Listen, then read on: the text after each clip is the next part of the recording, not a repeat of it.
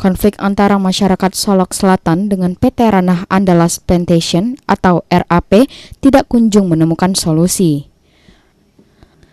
Dalam keterangan persnya, Wahana Lingkungan Hidup Sumbar menyebut 14 tahun sudah masyarakat Nagari Bidar dan Ranah Pantai Cermin belum mendapat haknya dari PT RAP. Walhi menyatakan, kedatangan PT RAP yang menjanjikan peningkatan taraf hidup dan perekonomian masyarakat melalui pembukaan perkebunan kelapa sawit di lahan masyarakat tidak terbukti hingga saat ini. Sebelumnya, di tahun 2007, PT RAP membuat perjanjian kerjasama dengan masyarakat untuk pembangunan kebun kelapa sawit. Dalam perjanjian itu, terdapat pembagian bagi hasil sebanyak 40% bagi hasil pembangunan kebun kelapa sawit dengan pemilik lahan yang hingga saat ini tak pernah dipenuhi. Masyarakat tak kunjung mendapatkan kepastian hukum atas tanahnya setelah banyak upaya yang mereka lakukan. Selain itu, hampir setahun semenjak diterbitkannya surat PJS Bupati Solok Selatan nomor perihal peringatan 3 yang mengharuskan segala aktivitas PT RAP untuk dihentikan sementara tidak diindahkan. Dalam surat tersebut berbunyi bahwa PT RAP tidak memenuhi kewajiban untuk menyelesaikan proses perolehan hak atas tanah, tidak merealisasikan pembangunan kebun atau industri pengolahan hasil perkebunan sesuai dengan studi kelayakan baku teknis sesuai dengan Peraturan Menteri Pertanian Nomor 98 Tahun 2013 tentang pedoman perizinan usaha perkebunan.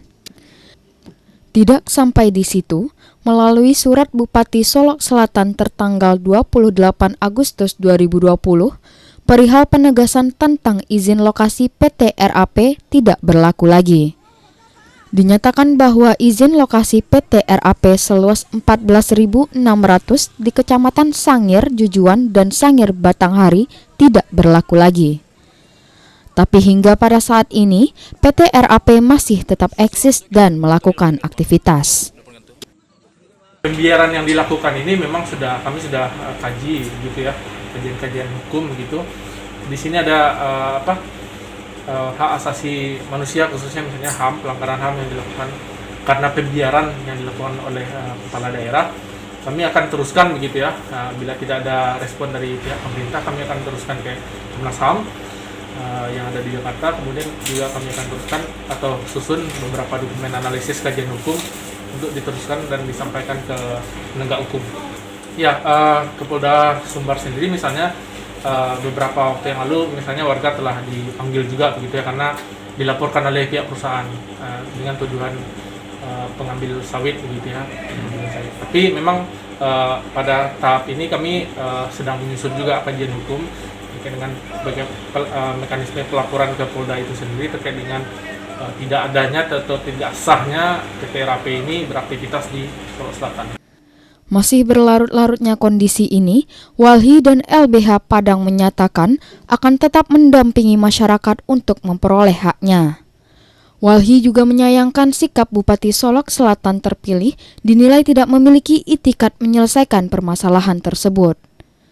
Pembiaran terhadap praktek ilegal yang dilakukan pemerintah daerah Solok Selatan dinilai indikasi perbuatan melawan hukum.